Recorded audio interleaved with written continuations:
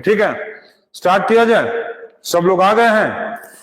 चलो आज पहला क्वेश्चन से हम लोग शुरू करते हैं। आज का फर्स्ट क्वेश्चन, आज का फर्स्ट क्वेश्चन हम लोग लिखते हैं। ये दिया हुआ है कि find the nature position size, find the nature position और size, find the nature position size of the image formed when an object of size 1 centimeter is placed at a distance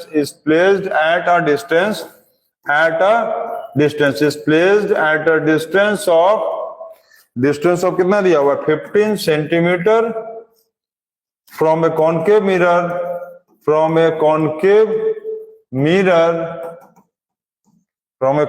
mirror of focal length 10 centimeter of focal length 10 centimetre. चलिए question clear. अब इसको हम लोग solve किया जाए। ठीक है, solve किया जाए आज।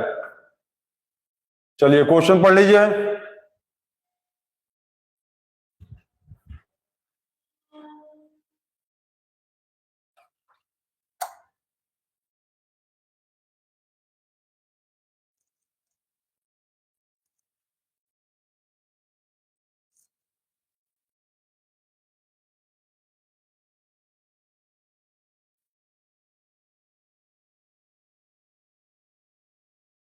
मोबाइल स्क्रीन, सामने का स्क्रीन भाई दिखना चाहिए।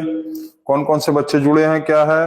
ठीक है, चलो इससे देखो, ये मोबाइल हम लोग सामने रखते हैं ना, ये मोबाइल हम लोग सामने रखते हैं। इससे पता चल जाता है कि वीडियो चल रहे हैं, कि रुक गए हैं, कि बंद हो गए। स्ट्रीमलाइन करते समय ये बहुत जरूरी है कि ये पता चलता रहे, क्योंकि हम लोग क्या होता है कि सामने पढ़ा रहे हैं, अब वीडियो रुक गया, बंद हो गया, कैसे पता चलेगा? कोई जरूरी नहीं है कि कमेंट देख रहे हैं। ठीक है, तो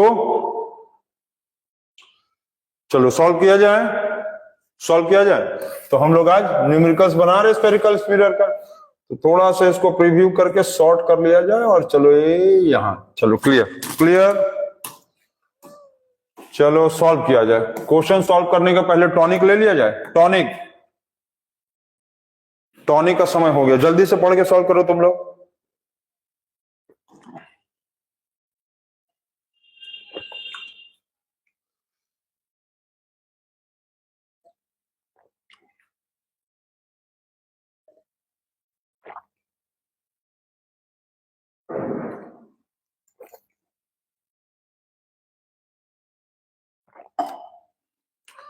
चलो अब सॉल्व किया जाए। अब एनर्जी आ गया, अब सॉल्व किया जाए। क्या लिखा है? Find the nature position size of the image found when an object of size 1 centimetre. ये ऑब्जेक्ट का साइज दिया, ये h1 है। क्लियर? h1 क्या होता है? हमेशा प्लस में। क्लियर है ना? h1 हमेशा प्लस में होता है। At a distance of 15 centimetre from a concave mirror, ये ऑब्जेक्ट का डिस्टेंस, ऑब्जेक्ट डिस्टेंस हमेशा माइनस में होता है। ठीक है, याद है कि भूल गए हो सब? ये है size of height, size of object. ठीक, साइज ऑफ ऑब्जेक्ट। ये क्या है?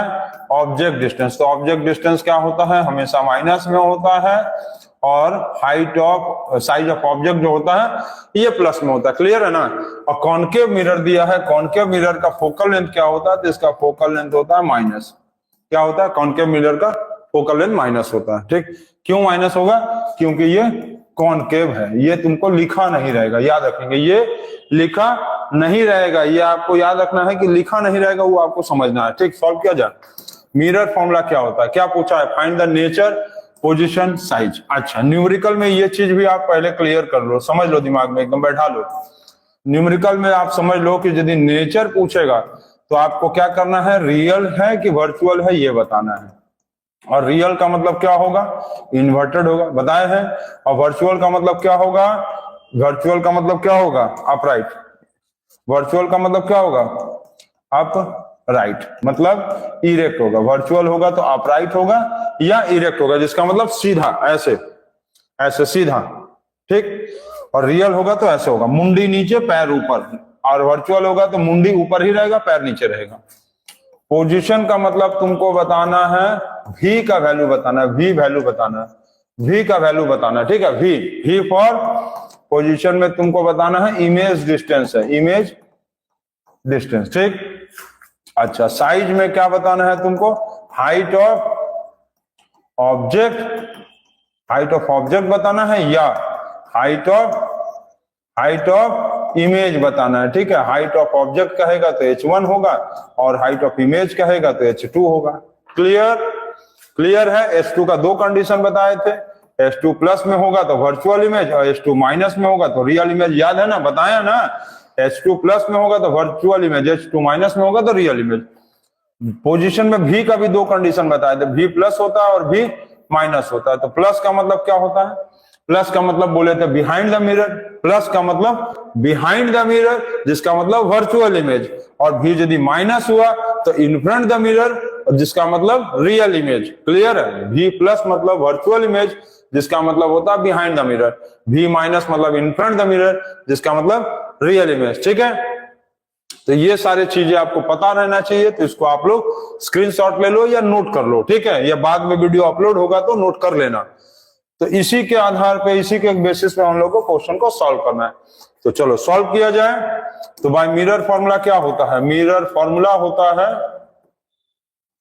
1/v plus 1/u is equal to 1/f। Clear. तो v का वैल्यू कितना हम लोग को नहीं दिया है, v का वैल्यू नहीं दिया है, u का वैल्यू दिया है -15, u का वैल्यू हो गया -15, f का वैल्यू कितना है, f का वैल्यू -10 दिया, तो 1/-10, तो 1/v plus minus minus minus 1/10। Clear है ना, प्लस माइनस माइनस माइनस, ये माइनस ऊपर जाएगा, माइनस जितना भी नीचे रहेगा वो सारा माइनस को कहां कर दो तुम, ऊपर। जितने भी माइनस रहेंगे वो सारे माइनस को तुम ऊपर ले जाओ, ठीक। कमेंट आ रहा है, अच्छा बात है। यस सर, इस ले लीजिए, ठीक है, ठीक है, बहुत सही। तो ये क्या होगा, माइनस का प्लस, जो माइनस नीचे है उसको ऊपर ले आओ, और प्लस माइनस माइनस तो ऊपर इसको भी ले आओ। 1/v इज इक्वल टू -1/10, और ये माइनस इधर जाएगा तो क्या होगा, 1/+ हो जाएगा। अरे ये माइनस जो यहाँ है वो यहाँ जाएगा तो क्या होगा, प्लस 1/15। एलसीएम लेंगे 30, तो -3 + 2, ठीक है, -3 + 2, ठीक है। अब क्या करेंगे कि 1/v इज इक्वल टू -1/30, तो 1 दोनों क्या होगा, कट जाएगा, तो v का वैल्यू -30 आ गया, -30 सेंटीमीटर। अच्छा, अब एक चीज देखो, बताओ कि जब v, इसको चलो उड़ा दो, इसको क्लियर, इसको खत्म कर दो, इसका काम नहीं है अब ना। तो v जो आया माइनस में आया, तो तुमको पोजीशन, v का मतलब क्या होता था, पोजीशन, v का मतलब पोजीशन, तो पोजीशन क्या लिखेंगे, 30 माइनस ना, तो क्या लिखेंगे, 30 centimetre in front the mirror, in front the mirror. अब एक चीज ध्यान देना कि यदि v का वैल्यू प्लस आएगा तो तुम बिहाइंड लिख देना, बिहाइंड द मिरर। क्या लिखेंगे, बिहाइंड द मिरर। v का वैल्यू यदि माइनस आया तो क्या लिखेंगे, इन फ्रंट द मिरर। क्या लिखेंगे, इन फ्रंट द मिरर, ठीक, इन फ्रंट द मिरर। तो एक चीज ध्यान देना कि माइनस मत लिखना, इन जैसे कि यहाँ -30 आया ना, तो यहाँ -30 इन फ्रंट द मिरर मत लिखना, गलत हो जाएगा। यदि तुम v का वैल्यू माइनस आया यहाँ पर और तुम लिख दोगे -30 इन फ्रंट, गलत, क्योंकि इन फ्रंट का मतलब ही होता है लेफ्ट साइड। तो तुमको यहाँ माइनस नहीं लिखना, क्या लिखना है, तुमको सिर्फ लिखना है 30 centimetre in front the mirror, इसका मतलब ही है -30, +30 का मतलब बिहाइंड, -30 मतलब इन फ्रंट, ठीक। तो माइनस नहीं लिखेंगे, क्या लिखेंगे, 30 सेंटीमीटर इन फ्रंट, क्योंकि इन फ्रंट खुद बताता है कि ये माइनस में है, ठीक। चलो हो गया। अब हमको बताना है, पोजीशन हो गया, नेचर बताओ, नेचर क्या होगा इमेज का। अच्छा, ये हम क्या बता रहे, पोजीशन किसका बता रहे, पोजीशन इमेज का बता रहे, पोजीशन ऑफ इमेज। अब क्या बताएंगे, नेचर ऑफ इमेज। क्लियर है। अभी हम बताएं पोजीशन ऑफ इमेज बताएं, अब नेचर ऑफ इमेज बताएंगे। तो नेचर ऑफ इमेज कैसे होगा, तो नेचर ऑफ इमेज यदि इन फ्रंट होता था तो क्या होता था, रियल होता था, तो रियल एंड इन्वर्टेड। क्लियर है ना, क्लियर है। हम बताए थे ना नोट्स, इसीलिए कि आप लोग न्यूमेरिकल का सारा रूल्स पेज पे रख कर लिखे रहो अपने पास, देखो समझ में आ जाएगा। इन फ्रंट में देखो हम लिखवाए होंगे real and inverted, nature of image हो गया। अब क्या है, कहा है साइज, तो साइज किसका पूछा है, साइज ऑफ ऑब्जेक्ट तो दिया है, ये ऑब्जेक्ट का साइज तो दे दिया, ऑब्जेक्ट का साइज क्या है, दिया है। और पूछा क्या, फाइंड क्या करना है, इमेज हाइट, इमेज हाइट को फाइंड आउट करना है, इसका मतलब h2 फाइंड करना है, h2 फाइंड आउट करना है। तो क्वेश्चन को अब अलविदा कह दो, चलो क्वेश्चन को खत्म। अब क्या लगाएंगे, मैग्निफिकेशन का फॉर्मूला लगा दो तुम। मैग्निफिकेशन का फॉर्मूला याद है, हम लिखवाए हैं, h2/h1 is equal to minus v by u। देखो कॉपी पे एकदम लास्ट में देखो लिखवाए होंगे, कॉपी के लास्ट में देखो लिखवाए हैं, h2/h1 is equal to minus v by u। ठीक है, लिखवाए हैं। h2 नहीं दिया है, h1 दिया है, h1 दिया है, h1 का वैल्यू दिया था 1 सेंटीमीटर, h1 का वैल्यू दिया था ना। ऑब्जेक्ट हाइट देखो क्वेश्चन में लिखा है 1 सेंटीमीटर। ठीक, माइनस v का वैल्यू कितना आया, v का वैल्यू आया -30, तो -30। क्लियर, v का वैल्यू आया -30। क्लियर, और u का वैल्यू भी -15, u का वैल्यू भी आया था -15। देखो u में माइनस लिखा नहीं रहेगा, u में माइनस लिखा नहीं रहेगा, u हमेशा माइनस होता है, चाहे कोई भी मिरर दे दे, प्लेन मिरर दे दे, मतलब u मतलब चाहे कॉनकेव मिरर दे दे, चाहे कॉन्वेक्स मिरर दे दे, चाहे कॉनकेव लेंस दे दे, चाहे कॉन्वेक्स लेंस दे दे, मिरर कह दे, चाहे लेंस कह दे, चाहे कुछ भी कह दे, u हमेशा माइनस होगा, याद रखेंगे। अब क्या करेंगे कि ये माइनस और ये माइनस प्लस हो गया। अब h2 is equal to 1 is equal to कितना होगा, -30/15। ये माइनस माइनस प्लस हो गया, 15 1 15, 15 2 30। ठीक, क्लियर है, ये माइनस माइनस प्लस हो गया। अब ये आ गया -30, तो h2 is equal to 1 into -2, h2 is equal to -2 centimetre. ठीक, तो देखो h2 माइनस में आया, इसका मतलब क्या है ये बताओ, h2 माइनस में आया, इसका मतलब रियल इमेज होगा ना। हम पहले ही बताए थे कि h2 यदि आ गया माइनस में, इसका मतलब क्या होगा, रियल इमेज। तो साइज ऑफ इमेज जो होगा वो क्या लिखेंगे, माइनस नहीं लिखेंगे। यहाँ साइज ऑफ जो इमेज आया ना वो माइनस नहीं लिखेंगे, क्या लिखेंगे, 2 सेंटीमीटर, और क्या लिख देंगे, रियल इमेज। समझ गए, रियल इमेज का मतलब ही होता है माइनस, एकदम दिमाग में बैठा लो। इनफ्रंट का मतलब माइनस, रियल इमेज का मतलब माइनस, वर्चुअल इमेज मतलब प्लस, और बिहाइंड द मिरर मतलब प्लस। एकदम दिमाग में बैठा लो ये। तो ये आपका क्वेश्चन बन गया, नेचर, पोजीशन, साइज, आपका तीनों आ गया। तो ये बहुत important question, very important question था, इस टाइप का क्वेश्चन। इसको आप नोट कर लिए हैं, बहुत अच्छा। सब बच्चे आ गए हैं, लेट क्लास स्टार्ट हुआ है, ठीक है। चलो कमेंट आ रहा है सब बच्चों का, वेरी गुड। नेक्स्ट क्वेश्चन अब हम लोग देखा जाए, नेक्स्ट क्वेश्चन पे आ जाओ, क्वेश्चन नंबर 2 पे आ जाए। हम लोग कौन वो स्फेरिकल मिरर्स का न्यूमेरिकल बना रहे हैं, तो क्वेश्चन नंबर 2 लिखा जाए। एन ऑब्जेक्ट, अच्छा हम बोलते भी जा रहे हैं, तुम लोग लिखते भी जाओ। An object 2 centimetre high, an object 2 centimetre high is placed at a distance of 16 centimeter from a concave mirror,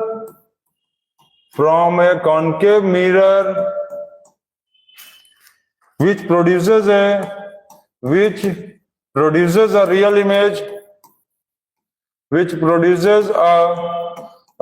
image, real image 3 centimeter high। क्या कहा है, what is the focal length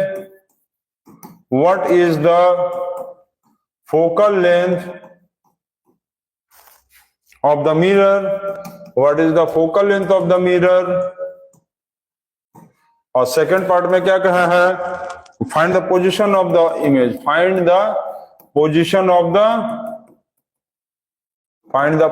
of the image। ये आपको question दिया है, आपको find out करना है। चलिए अब हम लोग इसको सॉल्व किया जाए। क्या लिखा है, ऑब्जेक्ट 2 सेंटीमीटर हाई, ऑब्जेक्ट का हाइट दिया है, मतलब ये h1 का वैल्यू दिया है। क्या दिया है, चलो यहां लिख लें, थोड़ा सा क्वेश्चन को छोटा कर देते हैं प्रीव्यू करके। ये चलो हो गया। ये दिया हुआ है ऑब्जेक्ट 2 सेंटीमीटर हाई, मतलब h1 का वैल्यू दिया है तो +2 लिखेंगे। ठीक है, ये समझे ना, आप समझते जाओ। ऑब्जेक्ट का हाइट मतलब +2, ऑब्जेक्ट का हाइट h1, ऑब्जेक्ट का height h1 is placed at a distance of 16 centimetre from a concave mirror, तो u का वैल्यू -16, u का वैल्यू हमेशा माइनस होता है, ये भी क्लियर रखना। ऑब्जेक्ट का डिस्टेंस दिया था, which produces a real image. Real image मतलब ये ऑब्जेक्ट का हाइट नहीं है, ये किसका हाइट है, ये इमेज का हाइट है। किसका हाइट है, ये जो हाइट दिया रियल इमेज, देखो लिखा है रियल इमेज, लिखा है रियल इमेज 3 सेंटीमीटर हाइट, मतलब H2 का वैल्यू दिया है 3 सेंटीमीटर माइनस। क्यों, क्योंकि रियल इमेज बना, रियल इमेज का वैल्यू माइनस होता है। ये सब आपको समझना पड़ेगा, हम लिखवाए भी हैं, न्यूमेरिकल्स को रूल में लिखवाए हैं, इसको आप देखेंगे सब कुछ समझ में आएगा। आपको पहले क्या पूछा है कि फोकल लेंथ बताइए और पोजीशन ऑफ द इमेज बताइए, ठीक है, तो फोकल लेंथ आपसे पूछा है, तो क्वेश्चन हम लोग सॉल्व किया जाए, और कुछ नहीं दिया। चलो चलो सॉल्व करते हैं। तो अब ये बताओ कि इसमें यदि हम लोग मिरर फॉर्मूला लगाएंगे ना, इसमें यदि हम लोग मिरर फॉर्मूला लगाएंगे 1/v + 1/u = 1/f, इसमें क्या प्रॉब्लम है कि एफ भी नहीं दिया, भी नहीं दिया। इसमें यदि मिरर फॉर्मूला लगा देंगे पहले ही, तो भी नहीं हमको दिया है और एफ भी नहीं दिया, सिर्फ हमको यू दिया है, तो we will unable to find this. इसलिए इस फॉर्मूला को पहले नहीं लगाएंगे, और पहले हम लोग क्या लगाएंगे, मैग्निफिकेशन के फॉर्मूला को लगाएंगे। मैग्निफिकेशन, तो मैग्निफिकेशन का फॉर्मूला क्या होता है बताओ तो। मैग्निफिकेशन का फॉर्मूला होता है H2/H1 = -v/u, ठीक, H2/H1 = -v/u। H2 का वैल्यू क्या दिया हुआ है, H2 का वैल्यू दिया है 3, H1 का वैल्यू दिया है 3 सेंटीमीटर, 2 सेंटीमीटर, चलो हो गया। V का वैल्यू नहीं दिया है, U का वैल्यू दिया है -16, क्लियर। अब क्या करेंगे कि देखो माइनस माइनस प्लस हो गया, ठीक, अब 2 8 जा 16 हो गया, 2 8 जा 16, ठीक, तो -3 × 8 आ गया V का वैल्यू, तो ये हो गया -24 सेंटीमीटर V हो गया। अब V का मतलब क्या होता है ये बताओ तो। V का मतलब क्या होता है, V का मतलब क्या होता है, इमेज, V का मतलब इमेज पोजीशन ना, तो position of image, position of image में क्या लिखेंगे पहले, तो 24 सेंटीमीटर पोजीशन ऑफ इमेज। अच्छा सेकंड पार्ट था, सेकंड पार्ट पहले ही निकल गया, लो सेकंड पार्ट पहले ही निकाल दिए हम, सेकंड पार्ट पहले ही निकल गया। 24 सेंटीमीटर माइनस में आ रहा है, तो पोजीशन ऑफ इमेज क्या लिखेंगे, 24 centimetre in front the mirror. अभी हम बताए हैं कि इसमें -24 सेंटीमीटर इन फ्रंट मत लिखना, -24 सेंटीमीटर इन फ्रंट नहीं लिखेंगे, क्या लिखेंगे, +24 सेंटीमीटर इन फ्रंट। माइनस आया है यहाँ पर, V का वैल्यू माइनस आया है, लेकिन हम लोग यहाँ पर माइनस क्यों नहीं लिखेंगे, क्योंकि इन फ्रंट का मतलब ही माइनस होता है, एकदम दिमाग में बैठा लो, इन फ्रंट मतलब माइनस मतलब लेफ्ट साइड, V का वैल्यू प्लस में है मतलब behind the mirror right side, clear. चलो फर्स्ट सेकंड पार्ट हो गया, अब हम फर्स्ट पार्ट निकालेंगे, ये हो गया। अब मिरर फॉर्मूला लगा दो, तो बाय मिरर फॉर्मूला अब लगा दो मिरर फॉर्मूला, तो मिरर फॉर्मूला क्या होता है, 1/v + 1/u = 1/f। V का वैल्यू हमको दिया, V का वैल्यू चलो आया है -24, U का वैल्यू भी आया है -16 = 1/f, ठीक है। सॉल्व किया जाए तो इसको चलो थोड़ा सा इधर कर लो, ये सेकंड पार्ट आया था, ये फर्स्ट पार्ट अब हम निकाल रहे हैं ना, चलो यहीं पर सॉल्व कर लेते हैं। तो ये माइनस को तुम ऊपर कर दो, ये प्लस माइनस माइनस ऊपर कर लो, चलो हो गया। एलसीएम लेंगे 48 -2 -3 1/f, तो -55/48 -5/48, ठीक। तो ये आएगा -48 क्या आएगा,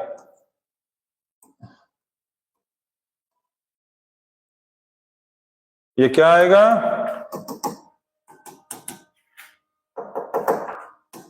ये आएगा -48/5 = f। f को ऊपर ले जाएंगे तो ये क्या होगा, उल्टा हो जाएगा। f यदि नीचे है इसको ऊपर ले जाएंगे तो ये भी, अरे f को ऊपर ले जाओगे उल्टा करोगे तो ये भी तो उल्टा हो गया। -5/48 = 1/f है, तुम f को ऊपर ले जाओगे तो ये भी तो उल्टा हुआ।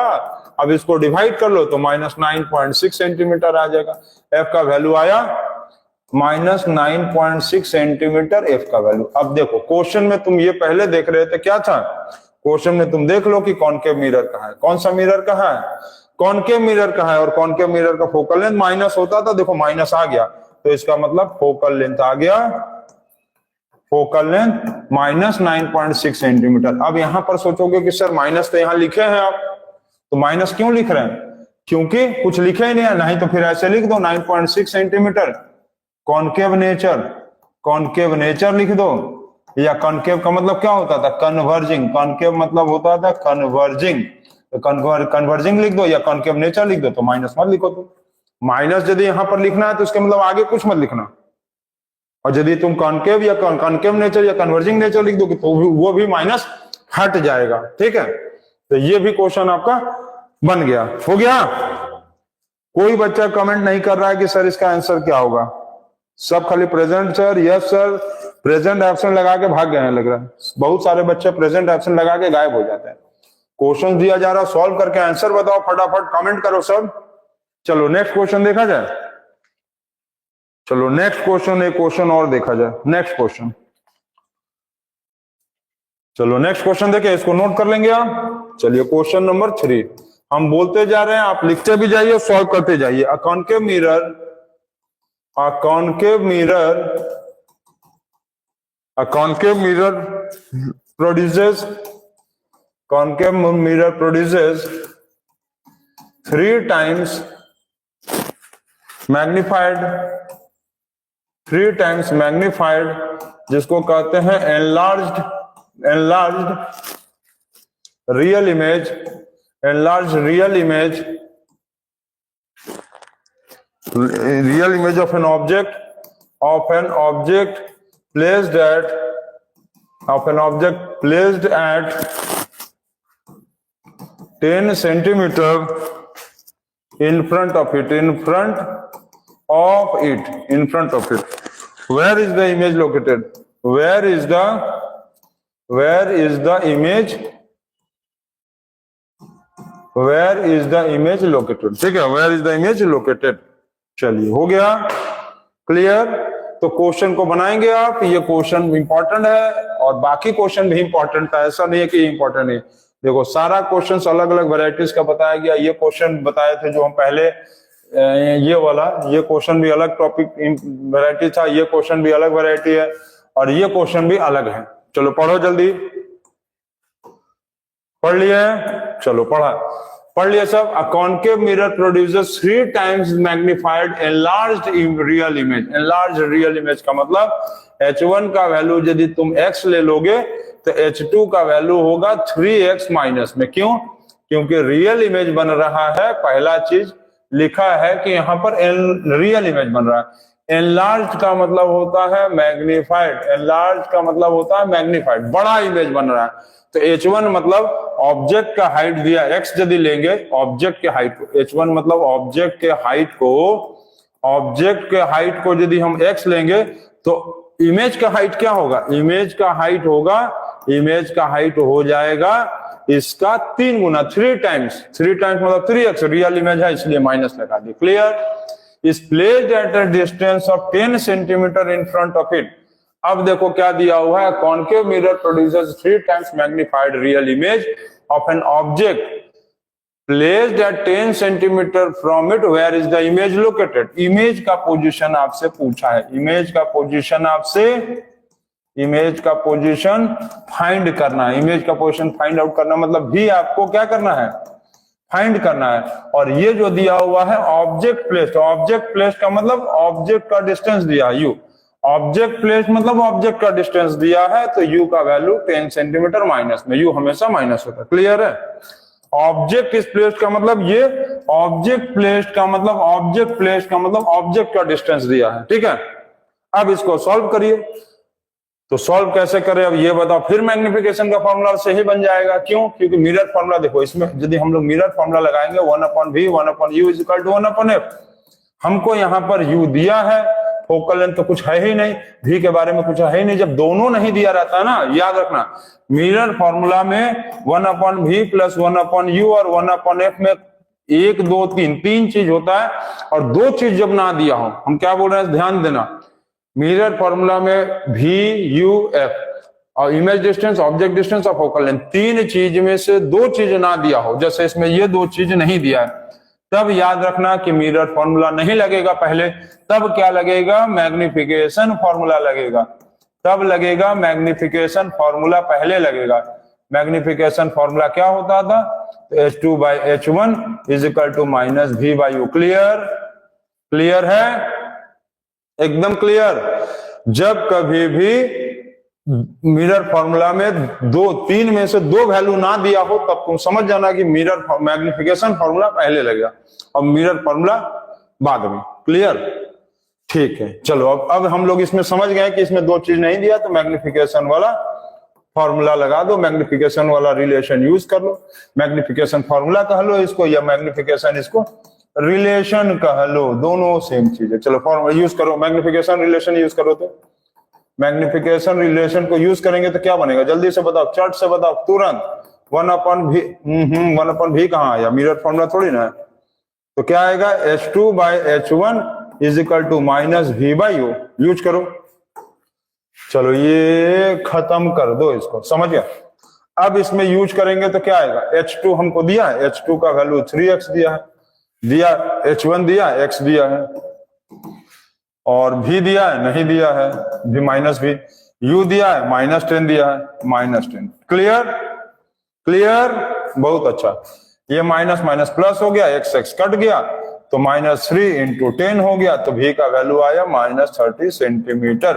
अब क्योंकि इमेज का लोकेशन पूछा था तो इमेज का लोकेशन पूछा है। इमेज लोकेशन मतलब, इमेज लोकेशन का मतलब पोजीशन ऑफ, इमेज लोकेशन का मतलब, इमेज लोकेशन का मतलब पोजीशन ऑफ इमेज। तो पोजीशन ऑफ इमेज V का वैल्यू क्या आया? -30 सेंटीमीटर लिख दो, या तो ऐसे लिखो, या तो तुम V का वैल्यू -30 लिख दो, या तो पोजीशन ऑफ इमेज में ऐसे लिखो कि 30 centimetre in front the mirror. और इन फ्रंट द मिरर में क्या बनता था? याद है? रियल इमेज बनता था। अब देखो क्वेश्चन में लिखा ही था कि रियल इमेज है, लिखा ना रियल इमेज, इसका मतलब क्वेश्चन का आंसर सही है। तो आपको क्वेश्चन बनाते बनाते ही बीच में समझ में आ जाएगा कि क्वेश्चन तुम सही बना रहे हो कि गलत बना रहे हो। यदि आपको प्रॉपर्टीज याद है तो एवरीथिंग विल बी क्लियर, और हर चीज तुम समझ बीच में ही समझ में आ जाएगा तुमको कि मेरा आंसर सही आ रहा है। तो आप इस तरह से क्वेश्चंस को बनाएंगे। अब और क्वेश्चंस अभी आप बनाया जाएगा। चलिए इसके बाद इसको नोट करिए, फिर नेक्स्ट क्वेश्चन देखा जाए, बताया जाए। चलिए अच्छा, एक चीज आप लोग थोड़ा नोट कर लेंगे, बहुत सारे बच्चे इसमें देख रहे हैं कि जो टाइमिंग को लेके थोड़ा इशू हो रहा है, लाइव क्लासेस को टाइमिंग के लेके इशू आ रहा है, तो उसके लिए आप एकदम निश्चिंत रहे। आज भी थोड़ा टाइम लेट हो गया है, काम का बर्डन है, तो आप ये ध्यान रखेंगे कि इवनिंग आवर्स में जो क्लासेस चलेंगे, इवनिंग आवर्स में टाइम पे हो जाएंगे। कल से कोई दिक्कत नहीं होगा। आप जो है 8:45 पे, या मान लीजिए आप 8:45 नहीं, 9 o'clock पे, 9 o'clock पे आपका साइंस का क्लास चलेगा। 9 o'clock इवनिंग्स में आपको साइंस का क्लास चलेगा, और आप लोग को 6:45 PM पे मैथ के क्लासेस चलेंगे। मैथ का क्लासेस में आज हम लोग स्टैटिस्टिक्स पढ़ाए हैं। स्टैटिस्टिक्स का इंट्रोडक्शन के साथ मीन का क्वेश्चंस बनाया गया था, और साइंस के क्लासेस में आप लोग को चलेंगे 9 PM पे, डेली चलेगा, डेली। कल संडे है, नो ऑफ, संडे को भी क्लास चलेगा, संडे को भी क्लास चलेगा। ठीक है, कल भी क्लास चलेगा, और हमको टाइम यदि मिला तो आप लोगों का क्लासेस कल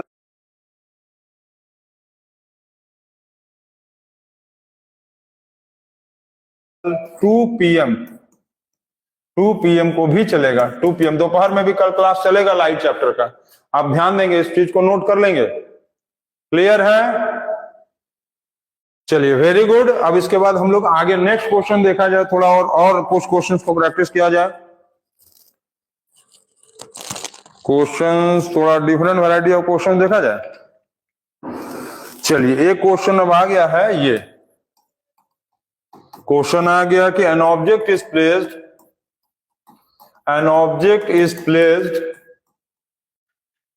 at a distance of 10 centimeter from a concave mirror. An object is placed at a distance of 10 centimeter from a concave mirror of focal length 20 centimeter. Draw the ray diagram for the formation of image. Second part क्या कहा है? Calculate the image distance. और third part क्या कहा है? Third part में कहा है state two characteristics of the image form. State two character CHARACTRISTS state two characteristics of image form. State two characteristics of the image form. ये question आपको दिया गया है, पढ़िए इसको।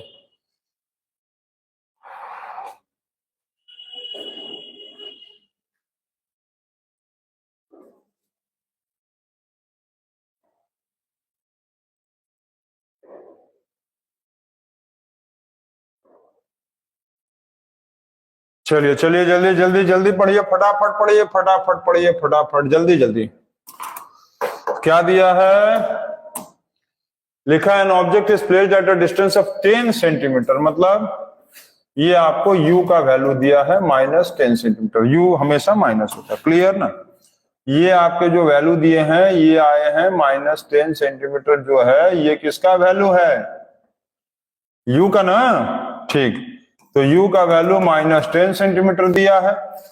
From A concave mirror of focal length दिया हुआ है, फोकल लेंथ -20 सेंटीमीटर। क्यों?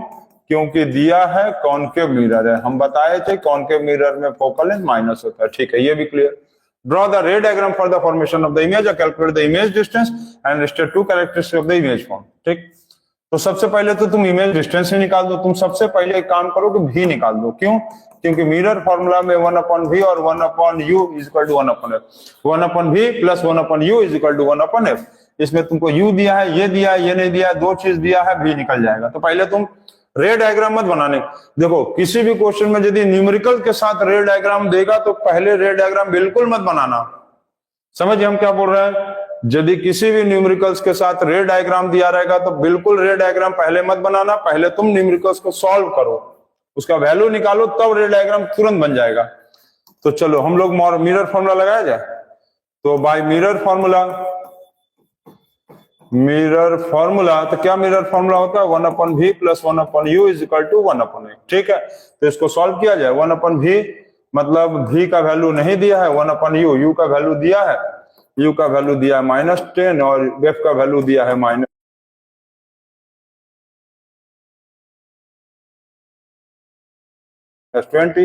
तो 1/v प्लस -10 हो गया ना, प्लस -10 इज इक्वल टू -1/20। तो 1/v इज इक्वल टू -1/20। ये माइनस इधर जाएगा, ये माइनस इधर जाएगा, समझ गया? ये माइनस उड़ के इधर आएगा तो ये माइनस का क्या हो गया? प्लस। ये माइनस इधर गया तो हो गया प्लस। अब 1/v is equal to LCM लेंगे तो क्या आएगा? 20। तो -1 और +2, ठीक, 20 आया एलसीएम, -1 और +2, ठीक है, ठीक।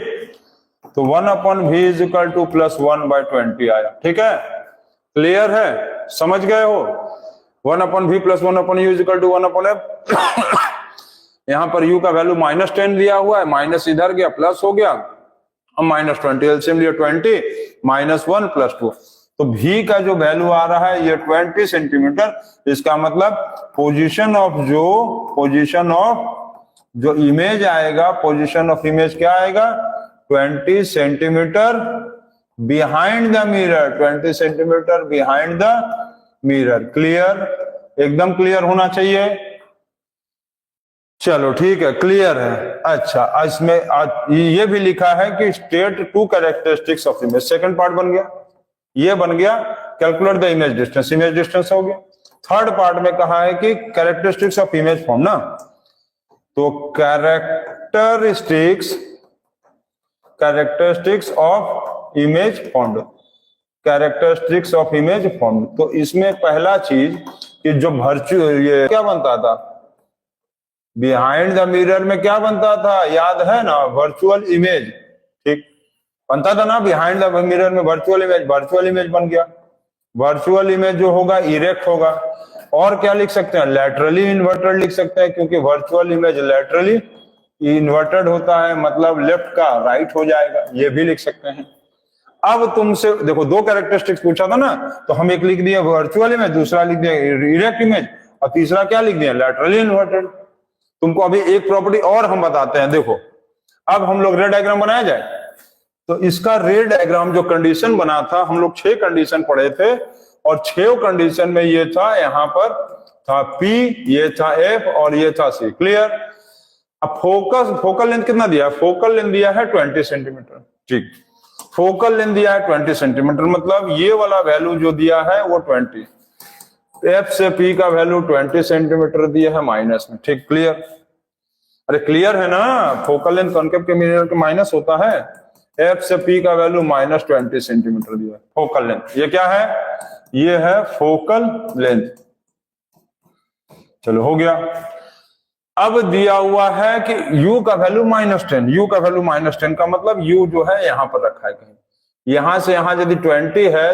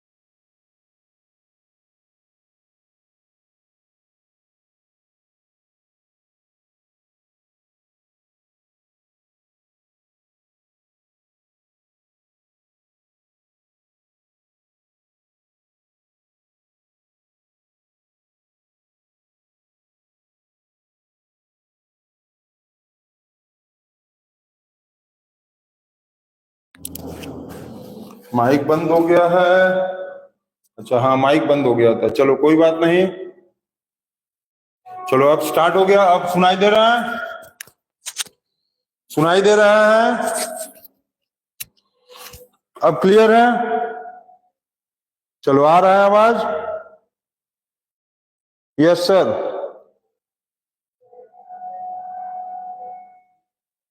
चलो आवाज नहीं आ रहा है कौन, अच्छा ये बताओ यहां से समझ गए हो, क्लियर है, डायग्राम समझ गए हम क्या क्या बताए थे, कैरेक्टरिस्टिक्स, इमेज बना दिए, और ये भी बोले उसके बाद क्या बोले हम कि ये वाला डिस्टेंस जो होगा 10 सेंटीमीटर लगाएंगे और ये वाला लगाएंगे, ये कितना आया, इमेज कितने दूर पे बना 20 सेंटीमीटर, और ऑब्जेक्ट का डिस्टेंस कितना हुआ 10 सेंटीमीटर, ठीक है ना, क्लियर है, क्लियर, क्लियर है, चलो वेरी गुड। नेक्स्ट क्वेश्चन देखो, नेक्स्ट क्वेश्चन, अब कॉन्वेक्स मिरर का क्वेश्चन एक दिया जाए, एक क्वेश्चन कॉन्वेक्स मिरर, बहुत इंपॉर्टेंट क्वेश्चन है थोड़ा, तो पढ़ो इसको। लिखा है object height 7 centimetre is placed at 27 centimetre in front. देखो an object height 7 centimetre is placed, object का हाइट 7 सेंटीमीटर इज प्लेस्ड, मतलब ये किसका वैल्यू दिया है, h1 का वैल्यू दिया हुआ है 7 सेंटीमीटर, तो h1 क्या होता है प्लस में, h1 तो प्लस होता है, क्लियर है ना। और क्या लिखा हुआ है, is placed at 27 centimetre in front of a concave mirror of focal length 18 centimetre, ठीक है। फोकल लेंथ क्या दिया हुआ है 18 सेंटीमीटर, तो माइनस कर दो, क्यों, क्योंकि कॉन्केव मिरर है, कॉन्केव मिरर में फोकल लेंथ माइनस होता है, ये भी क्लियर है। अब लिखा हुआ है कि ऑब्जेक्ट जो है वो 18 सेंटीमीटर इन फ्रंट पर रखा जा रहा है, object is at 27 centimetre in front of a concave mirror. तो याद रखेंगे आप लोग, हम पहले भी बताए न्यूमेरिकल के रूप में कि ऑब्जेक्ट को हमेशा इन फ्रंट रखते हैं, तो ये u का वैल्यू हो गया -20 सेंटीमीटर, ठीक है, इन फ्रंट। तो ये ध्यान रखना कि u हमेशा माइनस होगा, यदि इन फ्रंट लिख दिया इसका मतलब ही माइनस होता है, इन फ्रंट का मतलब ही माइनस, और u हमेशा माइनस होता है। चलो ठीक, at what distance from A concave mirror should the screen be placed so that a sharp focus image B obtained, मतलब आपको इसका v का वैल्यू पूछा है कि आप कहां पर स्क्रीन को रखेंगे, तो इसको सॉल्व कर लिया जाए। तो चलो इसको सॉल्व किया जाए, तो आएगा, पहले मिरर फॉर्मूला लगा दें, पहले मिरर फॉर्मूला, तो मिरर फॉर्मूला के हिसाब से सॉल्व करेंगे, तो 1/v plus 1/u is equal to 1/f, तो 1/v का वैल्यू नहीं दिया, 1/u का वैल्यू -27, f का वैल्यू -18, f का वैल्यू -18, ठीक, f का वैल्यू आ गया -18, ठीक, 1/v प्लस माइनस -1/27, ये माइनस ऊपर चला गया, माइनस ऊपर होता है, अब 1/v इज इक्वल टू -1/18, ये माइनस को उठा के उधर ले जाएंगे तो क्या होगा 27, ये माइनस जो है इधर से उधर गया तो क्या होगा, माइनस उधर गया तो हो गया प्लस, ठीक। अब इसको सॉल्व किया जाए तो 1/v इज इक्वल टू, दोनों का एलसीएम लेंगे तो क्या आएगा 54, दोनों का एलसीएम लेंगे तो क्या आएगा 54, तो ये हो गया -3 और ये हो गया 2, तो 1/v इज इक्वल टू -1/54, मतलब v का वैल्यू आएगा -54 सेंटीमीटर,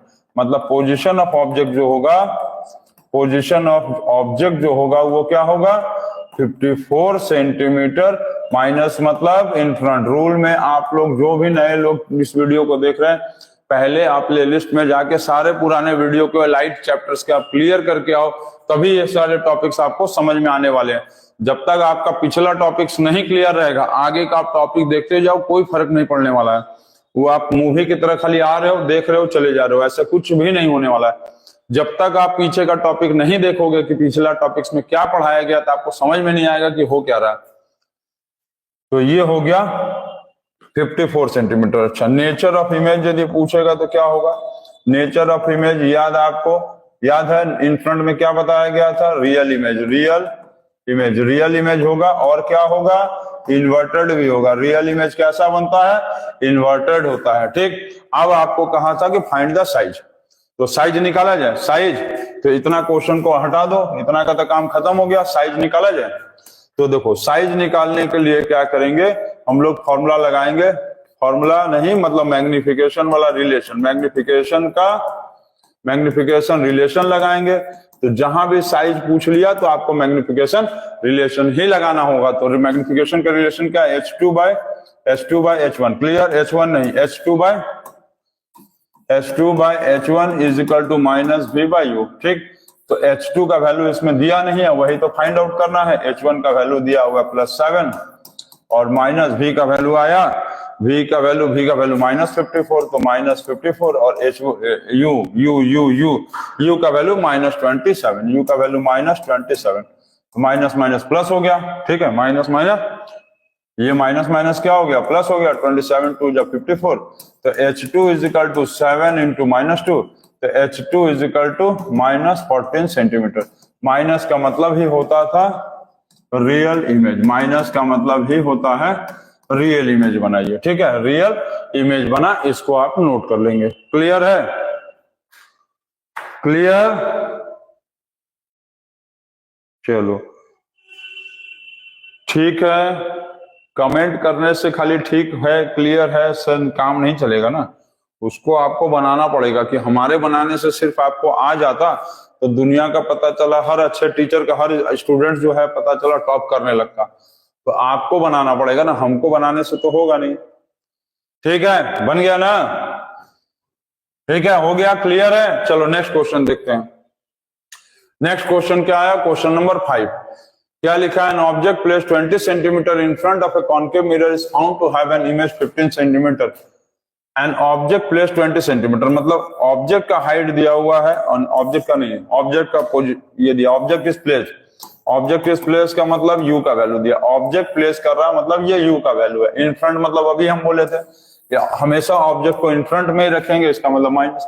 इन फ्रंट मतलब क्या होता है? माइनस, क्योंकि ऑब्जेक्ट को जब भी रखेंगे मिरर के सामने ही ना रखेंगे, मिरर के अंदर घुस के रखे नहीं जाएंगे, ऑब्जेक्ट को जब भी रखेंगे मिरर के सामने रखेंगे, इसका मतलब यू का वैल्यू हमेशा माइनस होगा, मतलब in front the mirror is found to have an image 15 centimetre in front of it, behind of it. चलिए पहला केस में दिया हुआ है, फर्स्ट केस में लिखा इन फ्रंट ऑफ इट, तो फर्स्ट केस में दिया हुआ है इन front of it. In front of it का मतलब भी का वैल्यू क्या होगा? माइनस।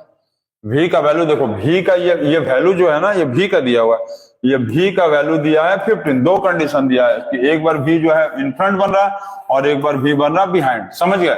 आपको फोकल लेंथ बताना है दोनों कंडीशन में और काइंड ऑफ मिरर बताना है दोनों कंडीशन में। समझ गए? क्वेश्चन में दिया हुआ है कि ऑब्जेक्ट को 20 सेंटीमीटर इन फ्रंट रखा गया, मतलब यू का वैल्यू, इन फ्रंट मतलब माइनस, यू का वैल्यू -20। उसके बाद लिखा है कि भी का वैल्यू जो इमेज बन रहा है वो 15 सेंटीमीटर, एक बार इन फ्रंट में बन रहा और एक बार कहां बन रहा? बिहाइंड में बन रहा, मतलब एक बार बन रहा इन फ्रंट, अब बी में दिया हुआ है कि behind the mirror, behind the mirror, और एक बार कहां बना? एक बार बना इन फ्रंट ऑफ इट का मतलब इन फ्रंट द मिरर। ठीक, इन फ्रंट द मिरर, तो इन फ्रंट द मिरर में क्या होता था? भी माइनस होता था।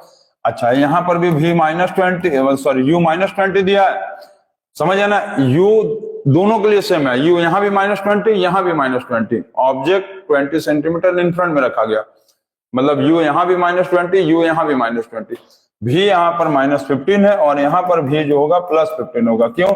क्योंकि बिहाइंड में प्लस होता है, बिहाइंड में प्लस होता है, और इन फ्रंट में क्या होता है? माइनस। ठीक, इन फ्रंट में क्या होगा? इन फ्रंट में माइनस होता है, तो भी का वैल्यू -15 सेंटीमीटर हो गया। अब इस कंडीशन में तुम मिरर फॉर्मूला लगाओगे तो क्या आएगा? 1/v 1/u = 1/f आएगा। क्लियर है इतना? अब चलो इतना क्लियर हो गया ना, अब इसको सॉल्व किया जाए। सॉल्व करो जल्दी। अब 1/v + 1/u = 1/f, तो v का वैल्यू आया -15। ठीक है, v का वैल्यू आया -15, तो -15 सॉल्व करो।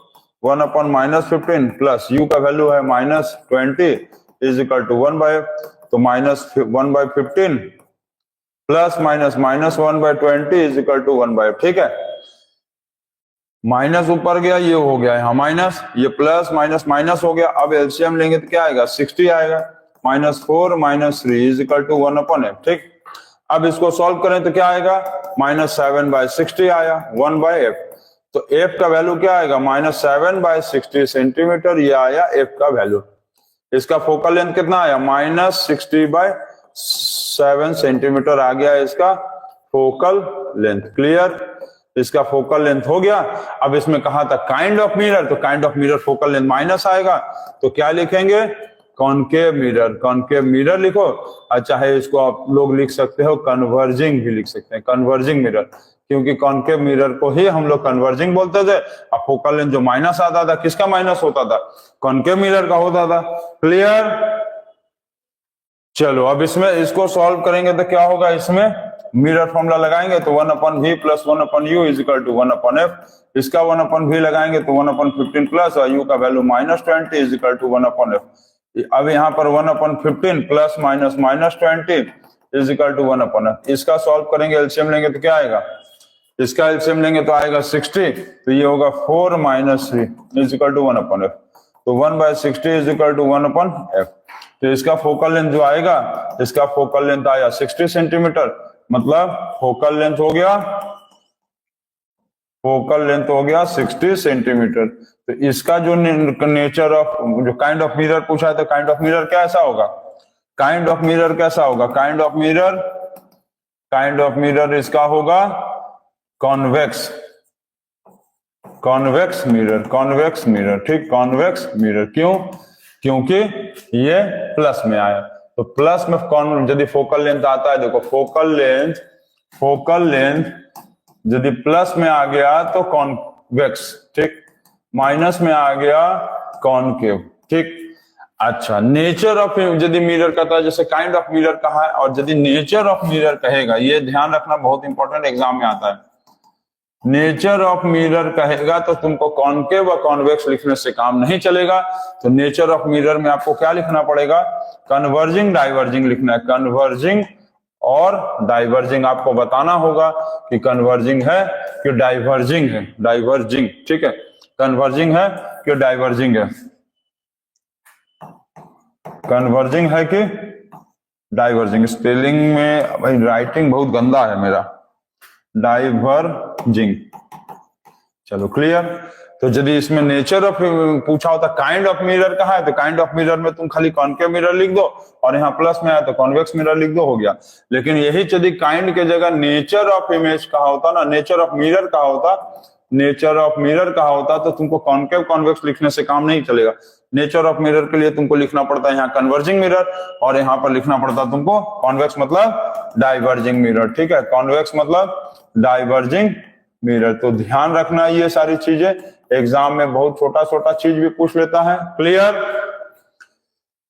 चलो क्लियर है ना। नेक्स्ट क्वेश्चन देखा जाए, question number 6 number.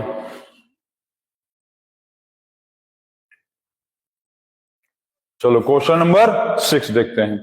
Question number 6 क्या है, an arrow 2.5 centimetre is placed. An arrow का मतलब ये ऑब्जेक्ट, और एरो दिया है 2.5 सेंटीमीटर दिया हुआ है, हाई है, मतलब ये दिया हुआ H1 का वैल्यू है 2.5 सेंटीमीटर हाई। इस प्लेस लिखा ना एन एरो, अरे एरो कैसे होता है, ऐसे एरो को ऐसे रखा गया, खड़े करके रख दिया। इस place at a distance of 25 centimetre, मतलब ये U का वैल्यू है, U का वैल्यू दिया हुआ है, क्या लिखा है, U का वैल्यू -25 सेंटीमीटर, ठीक, U का वैल्यू, क्योंकि डिस्टेंस का दिया हुआ ना, ऑब्जेक्ट डिस्टेंस का दूरी दिया, ऑब्जेक्ट डिस्टेंस का दूरी दिया 25 centimetre from a converging, diverging, अब कन्वर्जिंग नहीं, अब क्या दिया, डाइवर्जिंग। डाइवर्जिंग मतलब क्लियर है ना, डाइवर्जिंग मतलब कॉन्वेक्स मिरर।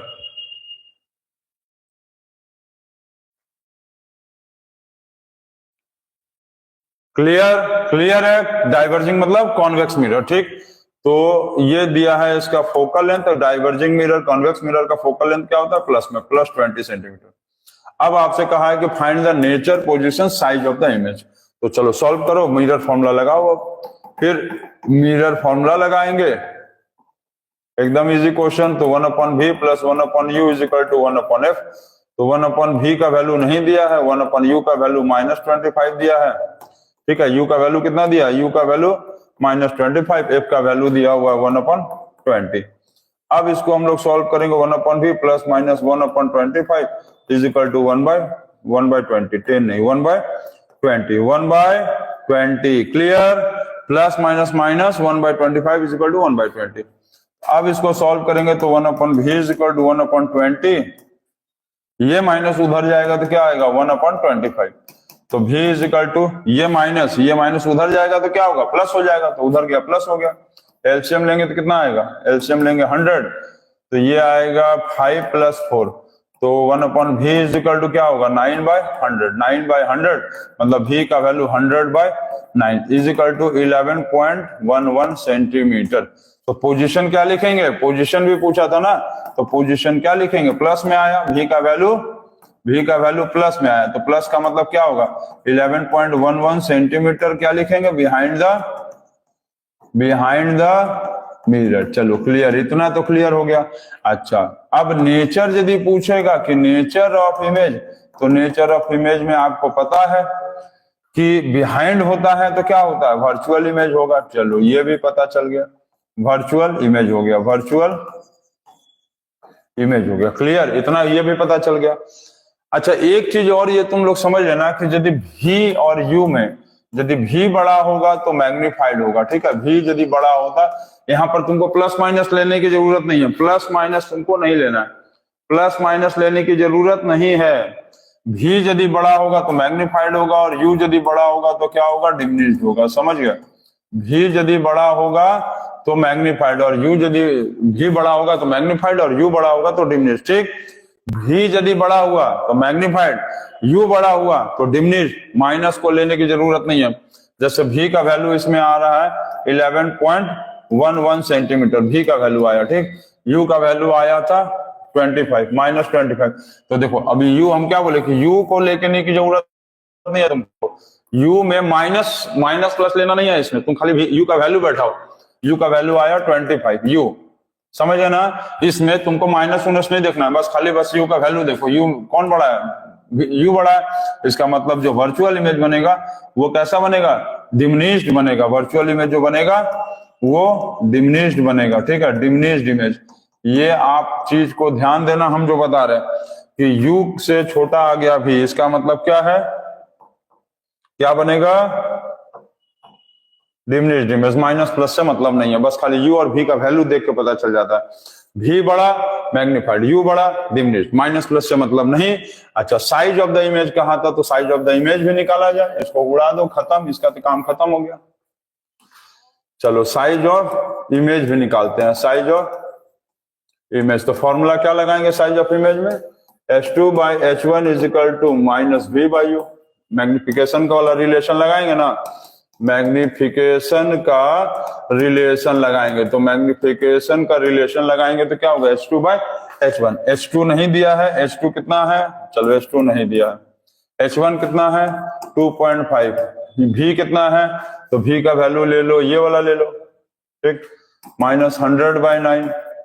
तो ये माइनस ना, अरे v का वैल्यू आया 100/9।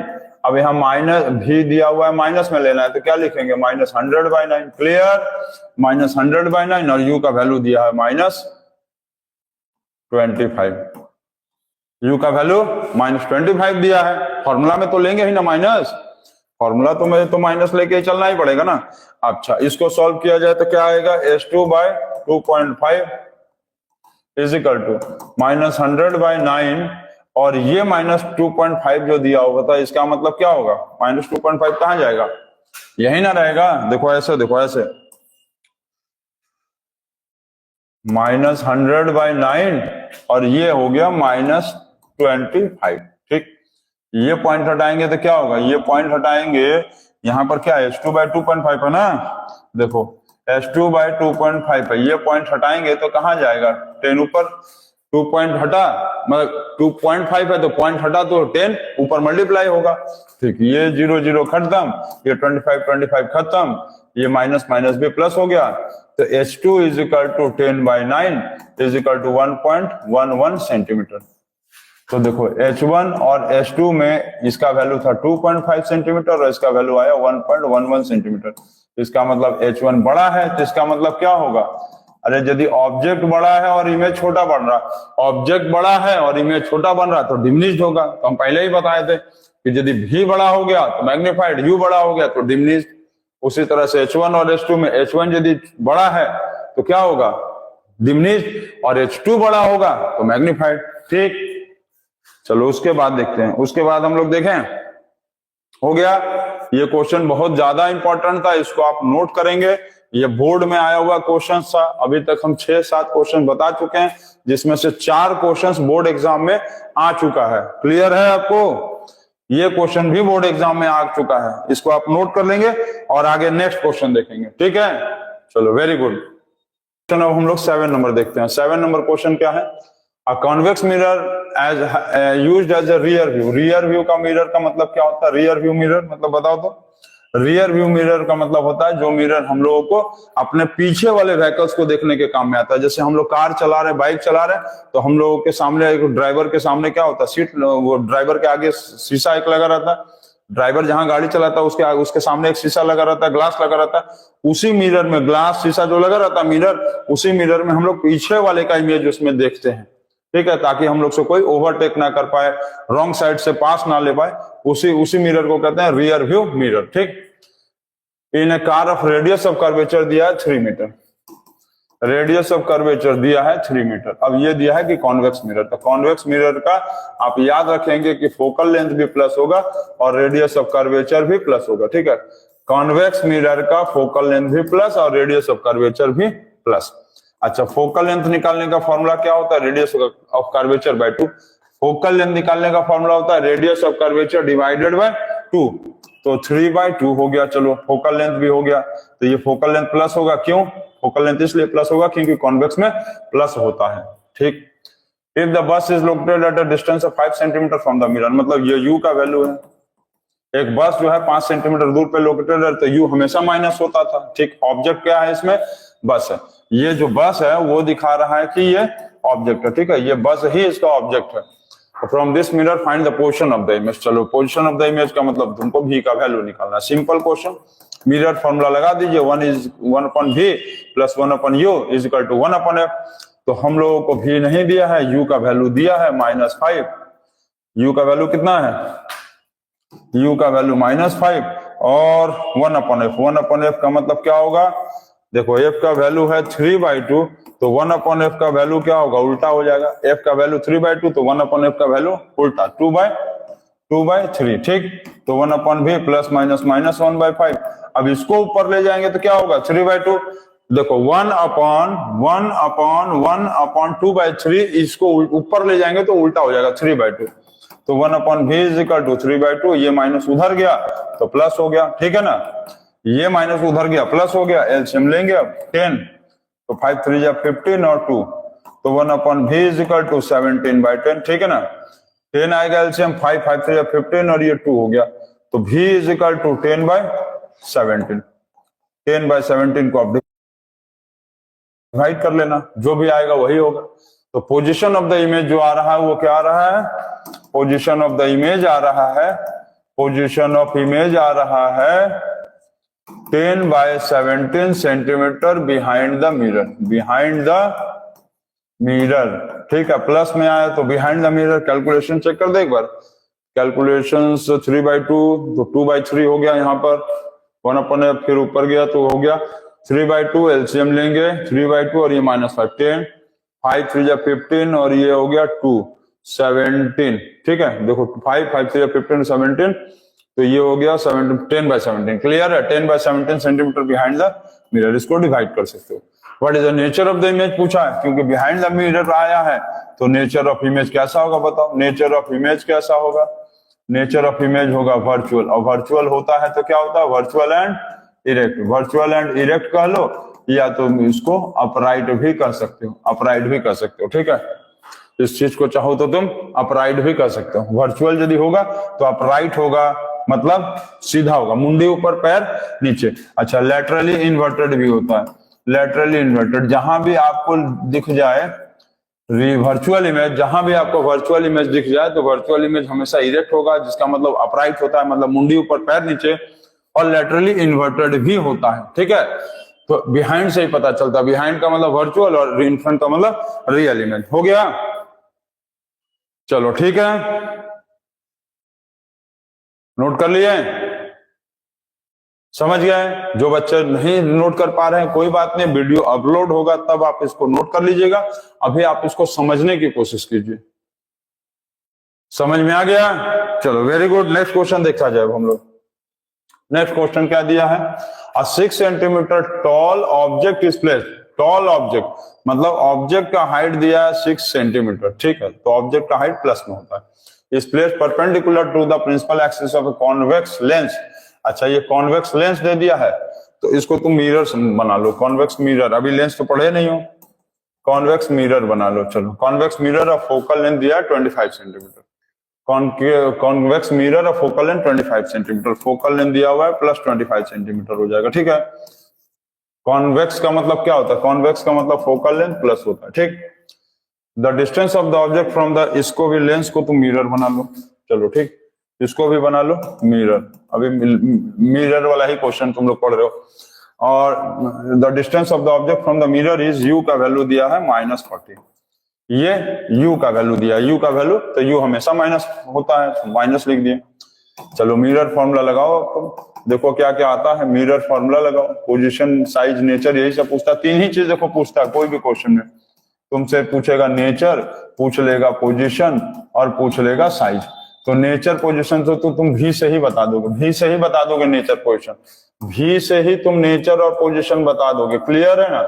भी से आप नेचर और पोजीशन को बता देंगे। यदि पोजीशन इन फ्रंट आएगा तो नेचर होगा रियल, पोजीशन यदि आएगा बिहाइंड तो नेचर होगा वर्चुअल। ठीक है, चलो मिरर फॉर्मूला लगाओ, 1/v plus 1/u is equal to 1/f। तो 1/v हमको नहीं दिया है, u का वैल्यू -40 दिया है और f का वैल्यू आया 1/25। तो 1/v minus 1/40 is equal to 1/25। ठीक है, प्लस माइनस माइनस हो गया। तो 1/v इज इक्वल टू 1/25। ये माइनस उधर गया तो क्या होगा? प्लस। ठीक है, ये माइनस उधर गया तो प्लस हो गया। तो इसको सॉल्व करें अब हम लोग। 1/v एलसीएम लेंगे तो क्या आएगा? एलसीएम लेंगे तो आएगा 200। इन दोनों का 40 और 25 का एलसीएम लेंगे 200, ये हो गया 8 + 5। तो 1/v इज इक्वल टू 13/200। तो v is equal to 200 divided by 13 centimetre. तो इसको आप डिवाइड कर लेना, डिवाइड कर लोगे खुद से ना। चलो अब इतना छोटा सा काम तो तुम कर ही लोगे। तो पोजीशन जो आएगा वो क्या आएगा? 200/13 सेंटीमीटर बिहाइंड द मिरर। क्या आएगा? 200/13 सेंटीमीटर बिहाइंड द मिरर, जिसका मतलब नेचर हम लोग क्या लिख सकते हैं? तो नेचर लिखेंगे, क्योंकि बिहाइंड आया तो क्या लिखेंगे? नेचर लिखेंगे, वर्चुअल इमेज। और अभी बताया था कि वर्चुअल इमेज यदि होगा तो इरेक्ट होगा। इरेक्ट का मतलब जिसको हम लोग क्या कहते हैं? अपराइट कहते हैं। और ये लैटरली इन्वर्टेड भी होता है। लैटरली क्या होगा? इन्वर्टेड। क्लियर? चलो इतना हो गया। अब इसमें कहा था कि साइज ऑफ द इमेज भी पूछा है, तो साइज ऑफ द इमेज भी निकाल देते हैं। ठीक है ना? तो क्वेश्चन को थोड़ा सा हटा दें, क्वेश्चन का इतना का काम खत्म हो गया। अब साइज निकालने के लिए क्या करेंगे हम लोग? मैग्निफिकेशन रिलेशन लगाएंगे। क्या लगाएंगे? Magnification relation. तो मैग्निफिकेशन रिलेशन लगाएंगे तो क्या रिलेशन होता है? h2/h1 is equal to -v/u, यही ना होता है। तो h2 दिया है, नहीं दिया है? h2 नहीं दिया है, h1 दिया है। h2 तो दिया ही नहीं था, तो h2 हो गया ये, h1 का वैल्यू हो गया 6। h2 हो गया ये, मतलब h2 तो दिया नहीं है, h1 का वैल्यू 6 हो गया। v का वैल्यू आया, तो v का वैल्यू आ गया है, v का वैल्यू आया 200/13। क्लियर ना? 200/13 सही है। अब देखो माइनस क्यों लिए? क्योंकि फॉर्मूला में रिलेशन में ही यहाँ पर क्या होता है? रिलेशन में ही यहाँ माइनस होता है, तो -200/13, क्योंकि माइनस भी है। ठीक, u का वैल्यू क्या है? -40। तो u का वैल्यू -40 ले लो। u का वैल्यू यहाँ क्या है? -40। तो u का वैल्यू -40, ये माइनस माइनस क्या हो गया? प्लस। अब 4, ये 0 0 खत्म, अब 4 5 25 हो गया। तो h2 क्या आया यहाँ पर? यहाँ सॉल्व किए तो क्या आया? नहीं समझ में? काट दे फिर से, लो फिर से देखो। माइनस, देखो फिर से काट के हम दिखा दे रहे हैं, देखो बढ़िया से समझ लो। -200/13 और u का वैल्यू आया था -40, तो माइनस माइनस प्लस हो गया, 0 0 खत्म हो गया, 2 5 20 हो गया। ठीक है ना? अब सही है ना? चलो इसके बाद देखेंगे अब h2/6 इज इक्वल टू क्या आया? अच्छा, माइनस माइनस प्लस हो गया। ठीक, माइनस माइनस प्लस, तो क्या आया? ऊपर बच गया 5, नीचे बच गया 13। ठीक, तो इस क्वेश्चन को अब यहां से भी खत्म कर दो, इसका काम तो खत्म हो गया। अब सॉल्व कर दो। तो h2 इज इक्वल टू क्या आएगा? 5/13, ये 6 जो होगा उड़ के इधर चला जाएगा, 6 उधर चला जाएगा। तो h2 is equal to 6 5 30/13 centimetre. ये क्या आएगा? Height of image. तो हाइट ऑफ इमेज आ गया। अच्छा, इसमें एक चीज तुम और क्लियर समझ लो। अभी जो हम बताए थे कि जैसे v का वैल्यू आ रहा है 200/13, v का वैल्यू आया है 200/13 और u का वैल्यू दिया था 40। तो हम बोले थे मैग्निफिकेशन निकालने के लिए आपको यहाँ माइनस प्लस से नहीं मतलब है। 200/13 को यदि डिवाइड करोगे तुम 213 को, तो देखोगे कि 1 बार में 13 और ये 7 5 65 और 5 लगभग 4, ठीक है। अप्रोक्स वैल्यू आएगा 15.4 और यहाँ पर 40 है। कौन बड़ा है? 15.4 और ये 40। यू बड़ा है। इसमें देखो मैग्निफिकेशन लेते समय हम लोग माइनस प्लस नहीं, मतलब यू बड़ा है, तो यू बड़ा है, इसका मतलब क्या होगा यहाँ पर नेचर ऑफ इमेज में और एक चीज लिख सकते थे, डिमिनिश्ड इमेज। क्या लिख सकते थे? Diminished image. समझ गए ना? अभी इसके पहले वाले क्वेश्चन में बताए हम कि यदि यू बड़ा हुआ, ठीक है, भी और यू में यू बड़ा हुआ तो डिमिनिश्ड होगा, डिमिनिश्ड इमेज बनेगा। और यदि भी बड़ा होगा तो क्या बनेगा? मैग्निफाइड इमेज बनेगा, ठीक है। उसके बाद देखो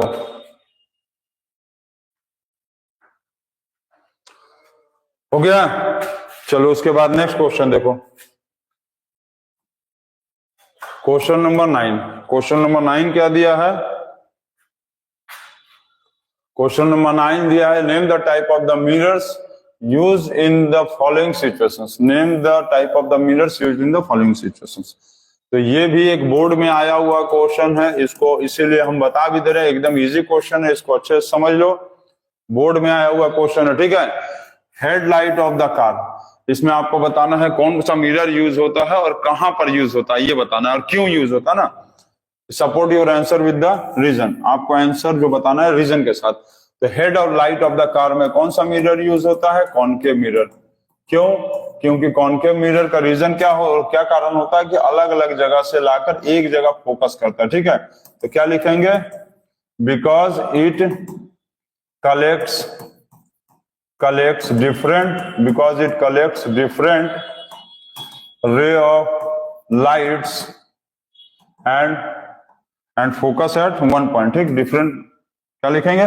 because it collect different ray of light and collect at one point to focus, ठीक। अलग अलग जगह से रे ऑफ लाइट को ले आता है और एक जगह पे फोकस कराने में हेल्प करता है, ठीक। Side rear view mirror of the car, side rear view of the mirror में क्या करता है? कॉन्वेक्स मिरर यूज होता है। कॉन्वेक्स मिरर क्यों यूज होता है? क्योंकि इसका वाइडर अपर्चर होता है, याद है ना। देखो इसका रीजन क्या होगा? 2 नंबर का इसका रीजन होगा because it has wider aperture, so it can forms the diminished image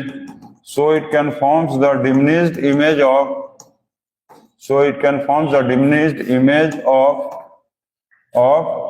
large objects, ठीक है। बड़े बड़े ऑब्जेक्ट्स का ये डिमिनिश्ड इमेज बना देता है, क्योंकि इसका अपर्चर बहुत बड़ा होता है, बहुत बड़े से ऑब्जेक्ट का छोटे से में इमेज बना देता है। इसलिए रियर व्यू मिरर में हम लोग कॉन्वेक्स मिरर को यूज करते हैं, क्योंकि ट्रक का भी जो इमेज है, वो जो ट्रक है उसका भी इमेज चाहेगा तो वो इतने छोटे में बना देगा, नहीं तो फिर ड्राइवर को पता चला ट्रक से बड़ा मिरर लेके चलना पड़ेगा, ठीक है। इसलिए क्या होता है कि हम लोग कॉन्वेक्स मिरर को यूज करते हैं, क्योंकि ये बहुत बड़े से ऑब्जेक्ट का छोटे में इमेज बना देता है, ठीक है।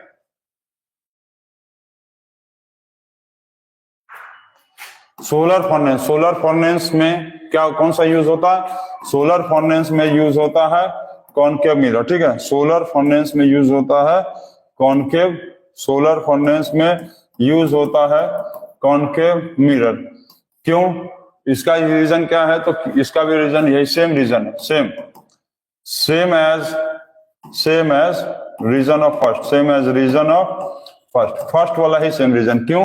क्योंकि ढेर सारे रे ऑफ लाइट को कलेक्ट करता है और कलेक्ट करके कहाँ होता है? एक जगह पे ले आता है, ताकि यहाँ पर वो फोकस कर सके। सोलर फर्नेस मतलब भट्ठा, मतलब भट्टी जिसको कहते हैं, जिसमें बेकरी वाले बिस्कुट बनाते हैं, वो वाला भट्टी। तो सोलर फर्नेस में क्या होता है? अलग अलग जगह से रे ऑफ लाइट ले आता है और यहाँ पर फोकस एट वन पॉइंट कराता है, एक जगह पे फोकस करने में मदद करता है, ठीक है। तो ये तीनों क्वेश्चन का रीजन हो गया, फर्स्ट का और ये थर्ड का सेम रीजन है। जहां भी कॉनकेव मिरर यूज करेंगे, देखो एक चीज क्लियर करो, तुम ये क्वेश्चन हो चाहे कोई भी क्वेश्चन, जहां भी कॉनकेव मिरर यूज करेंगे यही फर्स्ट वाला ही रीजन हर जगह काम आएगा, ठीक है। जहां भी कॉनकेव मिरर यूज करेंगे फर्स्ट वाला ही रीजन हर जगह काम आ जाएगा। और जहां कॉन्वेक्स मिरर यूज करेंगे ये सेकंड वाला रीजन हर जगह काम में आ जाएगा। ठीक, तो ये बहुत इंपॉर्टेंट था। इसमें कभी एग्जाम में क्वेश्चन 1 मार्क्स में ये भी पूछा था कभी कि which mirror has wider field of view. तो वाइडर फील्ड ऑफ व्यू किसका होता है? Wider field of view convex mirror का होता है। ठीक है, because it has wider aperture and, लिख लो, and wider field of view, wider aperture and, wider aperture and wider field of view. ठीक है, wider aperture and wider field of view, यहां लिख देते हैं, because it has wider aperture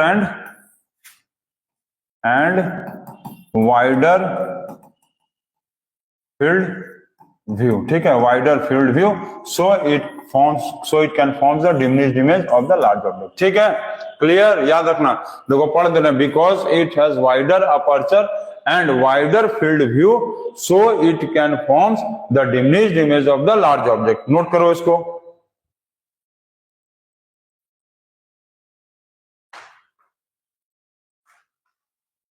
चलो हो गया, चलो नेक्स्ट नंबर देखें, इसको नोट कर लेना, बहुत इंपॉर्टेंट क्वेश्चन है ये। चलो क्वेश्चन नंबर 10, क्वेश्चन नंबर 10 क्या दिया हुआ है? अ मैन स्टैंडिंग, क्या लिखा है? A man standing in front of A spherical mirror finds his image. अच्छा, एक स्फेरिकल मिरर के सामने एक आदमी, स्पेशल मिरर के सामने, स्फेरिकल नहीं, स्पेशल टाइप का मिरर है, एक आदमी खड़ा है। ठीक है, ऐसा मिरर है जिसमें दिया हुआ 3 पार्ट है। Mirror have a very small head, उसका हेड जो होगा वो दिखा रहा है बहुत हेड, स्मॉल हेड दिखा रहा है। ठीक, स्मॉल हेड दिख रहा है और फैट बॉडी दिख रहा है। फैट बॉडी का मतलब क्या हो गया? मतलब देखो ऐसे दिख रहा है, उसका बॉडी जो है ना, मतलब हेड इतना छोटा दिख रहा है, उसका इतना बड़ा दिख रहा है, फैट बॉडी दिख रहा है, फैट बॉडी दिख रहा है, स्मॉल हेड दिख रहा है, और क्या लिख रहा है? नॉर्मल लेग दिख रहा है। लेग्स जो होगा वो कैसा है?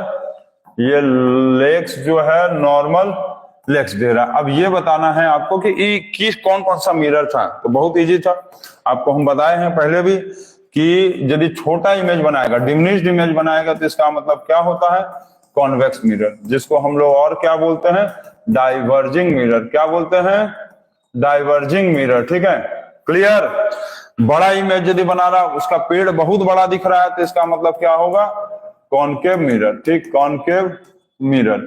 इसका मतलब हम लोग क्या लिख सकते हैं? Converging mirror. क्या लिखेंगे?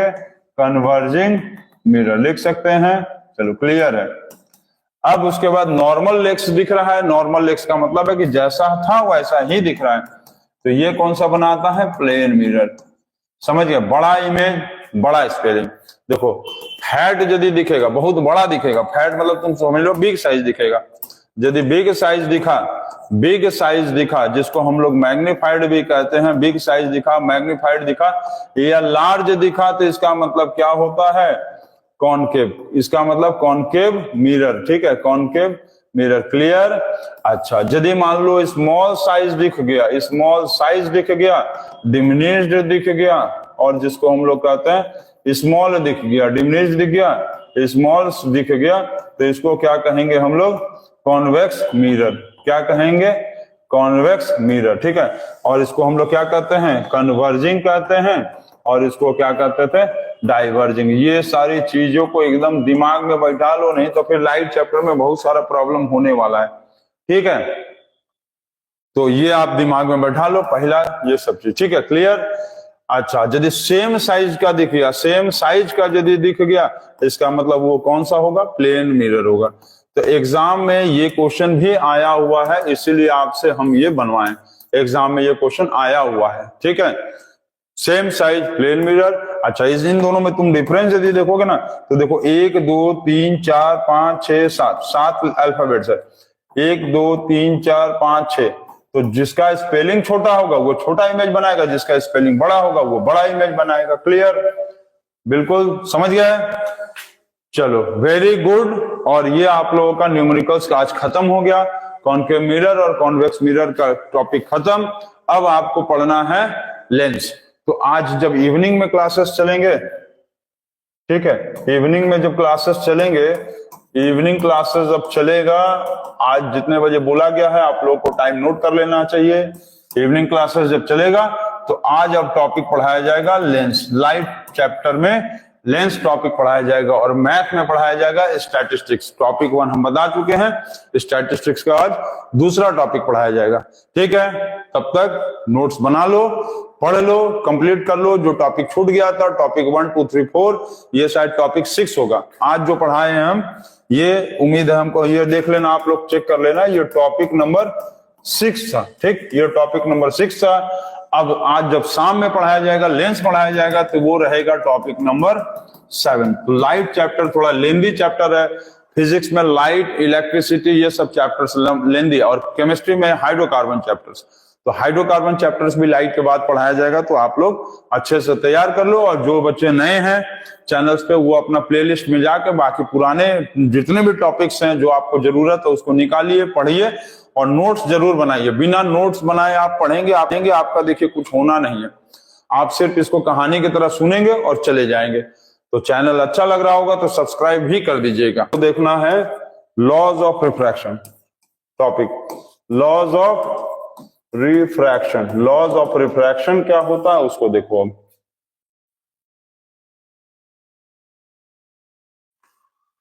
तो लॉज ऑफ रिफ्रैक्शन में क्या बताया? First law, incident ray, refracted रे and the normal all lies to the same plane, all lies to the same point in different planes। ठीक है, देखो इसका मतलब है कि जैसे ये वाला हो गया इंसिडेंट रे, ठीक, ये हो गया इंसिडेंट रे, ये हो गया इंसिडेंट रे, ऐसे करके जाना था, और ये मतलब ये इसका नॉर्मल हो गया, ये हो गया नॉर्मल, इसको ऐसे जाना था, ऐसे आया। तो ये तीनों क्या है? ये देखो तीनों यहां पर इंसिडेंट रे, नॉर्मल और ये रिफ्रैक्टेड, ये तीनों क्या हो रहा है? सेम पॉइंट है ना, ये आ गया सेम पॉइंट तो आ गया, लेकिन ये डिफरेंट आया, lies to the same point in different medium अलग होगा। पहला चीज नोट कर लेंगे, समझ गए? हम समझ लो क्या बोल रहे हैं? हम ये बोल रहे हैं कि ये इंसिडेंट रे, ये नॉर्मल, इसको जाना चाहिए था ऐसे, ये ऐसे गया, थोड़ा सा बेंड किया। ठीक है, मान लो ये जैसे एयर था और ये जैसे वाटर था, थोड़ा सा बेंड किया, तो ये तीनों इंसिडेंट रे, ये रिफ्रैक्टेड रे। ठीक है, इंसिडेंट रे और ये रिफ्रैक्टेड रे, ये इंसिडेंट रे, ये क्या है? रिफ्रैक्टेड रे, इंसिडेंट रे, रिफ्रैक्टेड रे, नॉर्मल, तीनों सेम पॉइंट पे आया, लेकिन प्लेन अलग अलग है। ये अलग मीडियम है और ये अलग मीडियम है। ठीक, ये पहला लॉ। और दूसरा लॉ ये बोला था कि sine i by sine r, ये एक कांस्टेंट रेशियो होता है, कांस्टेंट रेशियो होगा। क्या होगा? कांस्टेंट रेशियो, जिसको हम लोग स्नेल्स लॉ बोलते हैं। क्या बोलते हैं? Snell's law. इसी को, ये है रिफ्रैक्शन का सेकंड लॉ, ये है फर्स्ट लॉ और ये है रिफ्रैक्शन का सेकंड लॉ। और ये रिफ्रैक्शन का सेकंड लॉ को ही हम लोग बोलते हैं, रिफ्रैक्शन के सेकंड लॉ को, refraction second law is called as Snell's law, is called as Snell's law। ठीक, is called as Snell's law। इसका मतलब ये बोला कि इतना लिख लिए, sine i by sine r. I क्या है? आई है incident angle of incidence. I is equal to angle of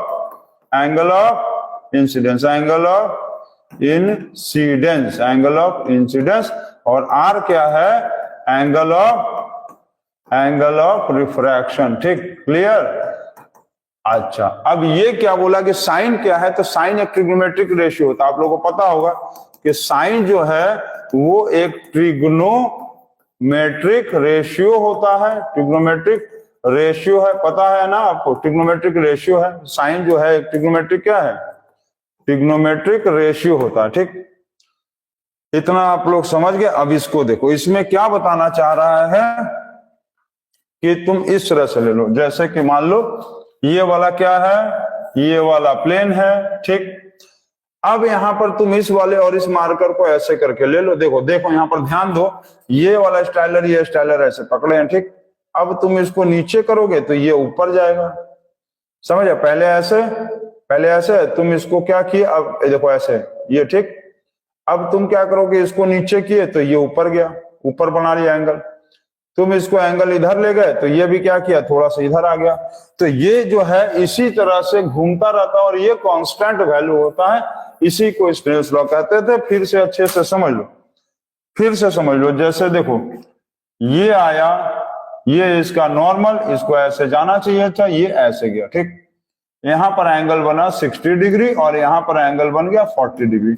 इसका मतलब ये बताना चाह रहा था कि यहां पर यदि आप साइन 60 और साइन 40 का वैल्यू लेंगे, एंगल ऑफ इंसिडेंस कितना है, यही ना इंसिडेंट रे है, ये इंसिडेंट रे है और ये इसका रिफ्रैक्टेड रे। तो इसके बीच में जो एंगल बनेगा क्या होगा, ये नॉर्मल और इंसिडेंट रे के बीच में जो एंगल बना, एंगल ऑफ इंसिडेंस जो 60 डिग्री दिया, ये हो गया आपका नॉर्मल और ये हो गया रिफ्रैक्टेड। दोनों के बीच में जो एंगल बना, एंगल ऑफ रिफ्रैक्शन, वो हो गया 60 सॉरी 40, ठीक। इंसिडेंट रे नॉर्मल के बीच में जो एंगल बना, एंगल ऑफ इंसिडेंस, ये नॉर्मल और रिफ्रैक्टेड रे के बीच में जो एंगल बना, एंगल ऑफ रिफ्रैक्शन। दोनों का वैल्यू मान लो आता, कोई भी सॉल्व करके कुछ भी मान लो, एज्यूम कर लो 1.2 आया, ठीक।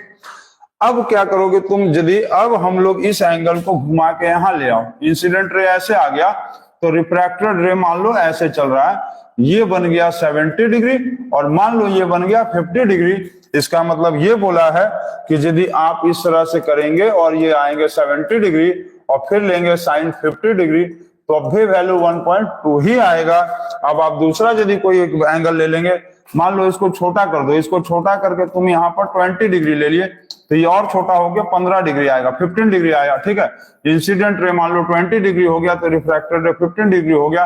तो तुम फिर यहाँ पर निकालोगे साइन 20 डिवाइडेड बाय साइन 15, तो फिर ये आएगा 1.2। इसका मतलब ये कह रहा है कि आप एंगल को घुमाते चलो, आप एंगल को इधर बढ़ाओगे तो इधर भी रिफ्रैक्टेड एंगल बढ़ेगा, आप एंगल ऑफ इंसिडेंस को कम कर दोगे तो एंगल ऑफ रिफ्रैक्शन भी कम हो जाएगा। और sine incident divided by sine refracted जो एंगल आएगा, उन दोनों का आप यदि रेशियो लेंगे तो एक बार एक मीडियम के लिए फिक्स है। मतलब एक मीडियम का मतलब एयर है यदि यहाँ पर और ये वाटर है, तो तुम चाहे कितना भी एंगल बदलते जाओ, एयर वाटर के बीच में यदि रेशियो एक बार 1.2 आ गया तो हमेशा उतना ही आता जाएगा। तुम इधर एंगल बदलोगे, रिफ्रैक्टेड रे का भी एंगल बदलेगा, एंगल ऑफ इंसिडेंस बदलोगे तो एंगल ऑफ रिफ्रैक्शन भी बदलेगा और उसका रेशियो कांस्टेंट होता है। देखो यहाँ भी आया 1.2, यहाँ भी 1.2, यहाँ भी 1.2। इसी को बोलते हैं हम लोग स्नेल्स लॉ, जिसको sine i by sine r constant ratio बोलते हैं, ठीक। क्लियर, ये लॉ ऑफ रिफ्रैक्शन है, आप नोट कर लेंगे।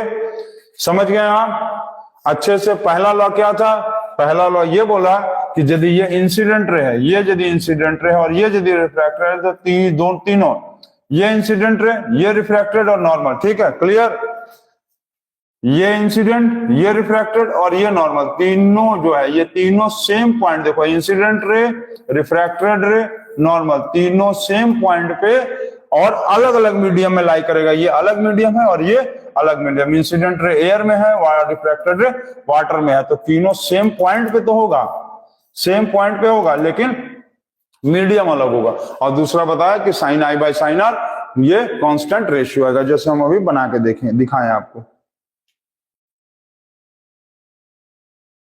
क्लियर है सर, क्लियर, इसको नोट कर लेंगे आप, इसको आप नोट कर सकते हैं, नोट करिए जल्दी। हो गया,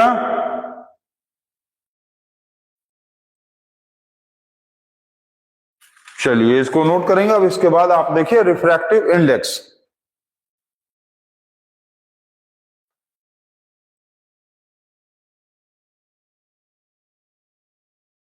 हो गया ना। चलो अब हम लोग देखते हैं रिफ्रैक्टिव इंडेक्स। रिफ्रैक्टिव इंडेक्स क्या होता है, तो रिफ्रैक्टिव इंडेक्स क्या है, तो इसको पढ़ेंगे। तो रिफ्रैक्टिव इंडेक्स देखो क्या है कि it is the It is the ratio of the speed, ऐसे तुम लिख लो, इस रेशियो मत लिखो, इसको ऐसे लिखो। रिफ्रैक्टिव इंडेक्स क्या है ना, ये एक आपको मतलब एबिलिटी बताता है, ठीक है। Refractive index is the ability of the ray of, it is the ability of the light which shows the bending,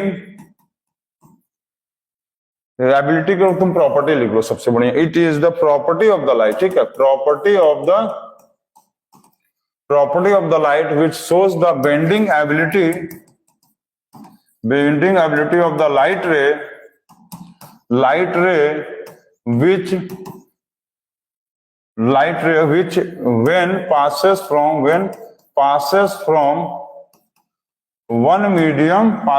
one medium to another medium। देखो किसी भी डिफिनेशन को ना तुम बहुत तरीके से लिख सकते हो, ऐसा नहीं है कि किसी भी चीज का डिफिनेशन है तो बस उसका एक ही तरीका होता है लिखने का। बस सबसे आसान तरीका जो है जिससे बच्चों को समझ में आ जाए वो सबसे इजी वे होता है। तो रिफ्रैक्टिव इंडेक्स जो दिया हुआ है, is the property of the light which shows the bending ability of the light ray when it passes from one medium to another. मतलब कभी भी जब रे ऑफ लाइट या लाइट रे एक मीडियम से दूसरे मीडियम में जाता है ना, तो कैसे पता चलेगा कि वो कितना मुड़ रहा है। कोई भी रे ऑफ लाइट जब एक मीडियम से दूसरे मीडियम में जाता है तो ये कैसे पता चलेगा कि वो कितना मुड़ रहा है, उसी बेंडिंग एबिलिटी को कहेंगे रिफ्रैक्टिव इंडेक्स, ठीक। तो refractive index has no unit, refractive index का कोई यूनिट नहीं होता। इट इज बिकॉज, क्यों नहीं होता है रिफ्रैक्टिव इंडेक्स का unit? Because it is a ratio, ये रेशियो होता है और रेशियो का कोई यूनिट नहीं होता है। क्लियर है ना? रिफ्रैक्टिव इंडेक्स जो है एक रेशियो है, इसका इसीलिए इसका कोई यूनिट नहीं होता है। अब रिफ्रैक्टिव इंडेक्स जो है वो हम लोग तीन तरीके से निकाल सकते हैं। Refractive index is calculated, is determined या कैलकुलेटेड, ठीक है। रिफ्रैक्टिव इंडेक्स इज डिटरमाइंड और calculated, refractive index is determined और कैलकुलेटेड, ठीक है। रिफ्रैक्टिव इंडेक्स इज डिटरमाइंड और कैलकुलेटेड बाय थ्री वेज, तीन तरीके से रिफ्रैक्टिव इंडेक्स को निकाला जा सकता है। तो पहला तरीका देखें, पहला तरीका होता है रिफ्रैक्टिव इंडेक्स निकालने के लिए, फर्स्ट तरीका होता है speed of light in first medium और divided by speed of light in second medium, ठीक। पहला medium divided by second medium. अभी हम समझाएंगे इसको, पहला तरीका। दूसरा तरीका होता है रिफ्रैक्टिव इंडेक्स निकालने का sine i by sine r, ठीक। Sine i by sine r मतलब आई मतलब angle of incidence, angle of incidence, ठीक। एंगल ऑफ इंसिडेंस और आर मतलब एंगल ऑफ रिफ्रैक्शन, रिफ्लेक्शन नहीं, रिफ्रैक्शन। क्लियर? तीसरा इसको हम लोग क्या कहते थे? स्नेल्स लॉ भी कहते थे। स्नेल्स लॉ जो सेकंड लॉ ऑफ रिफ्रैक्शन है, जो सेकंड लॉ ऑफ रिफ्रैक्शन, यही ना था? Second law of refraction, second law of refraction भी था। इससे भी हम लोग रिफ्रैक्टिव इंडेक्स निकाल सकते हैं। अच्छा, रिफ्रैक्टिव इंडेक्स निकालने का और एक तरीका होता है 1/sin c। साइन सी क्या है? अब देखो, साइन सी का मतलब होता है, साइन सी का मतलब क्या है? Sine critical angle, sine critical angle. अब क्रिटिकल एंगल क्या होता है अभी बाद में आपको एक्सप्लेन किया जाएगा कि क्रिटिकल एंगल क्या होता है, जो कि ये आपके सिलेबस में नहीं है ना, लेकिन ये आपको हम एक्सप्लेन कर देंगे कि क्रिटिकल एंगल होता क्या है, ठीक। इसमें दो चीज है, क्रिटिकल एंगल आपको समझना है और एक चीज होता है total internal reflection. Total internal reflection एक चीज है और एक चीज होता है क्रिटिकल एंगल। तो रिफ्रैक्टिव इंडेक्स तीन तरीके से निकाल सकते हैं, speed of the light in first medium divided by the speed of the light in second medium.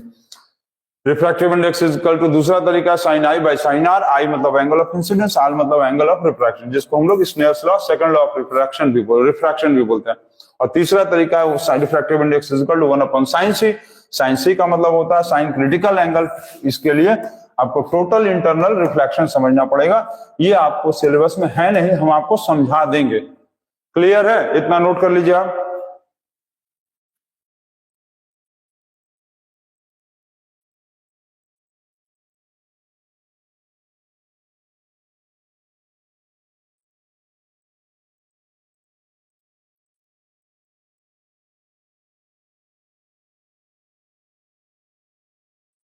इसमें शिखर पांडे आपका कमेंट आया है कि आपका सर कंटेंट बहुत अच्छा है, एनटीपीसी के लिए भी क्लासेस करवाइए। करवाएंगे बेटा, देखो ऐसा ना अभी थोड़ा सा समय लगेगा, और हम लोग के देखो अच्छा कंटेंट है, थोड़ा सा समय लगेगा, इसको स्टार्ट करवाएंगे।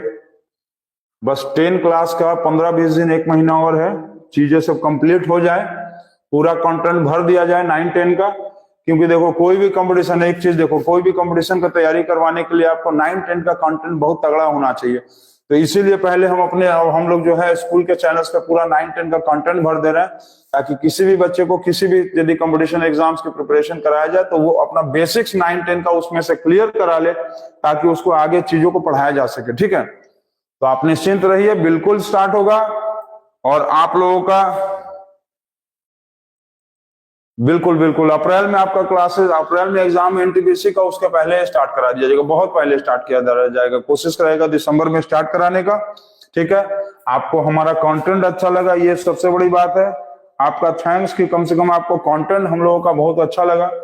नहीं तो यूट्यूब पे जानते हो आजकल कंटेंट के नाम पे बस खाली रील्स, फॉल्सबाजी, भौकाल, बस यही सब है। तो कंटेंट ही अच्छा होना चाहिए, क्योंकि एग्जाम्स में कंटेंट ही आता है। ठीक है, और कंटेंट के बेसिस पे ही बच्चे का सिलेक्शन होना है। ठीक है, आप ये हो गया रिफ्रैक्टिव इंडेक्स, क्लियर? चलिए, वेरी गुड।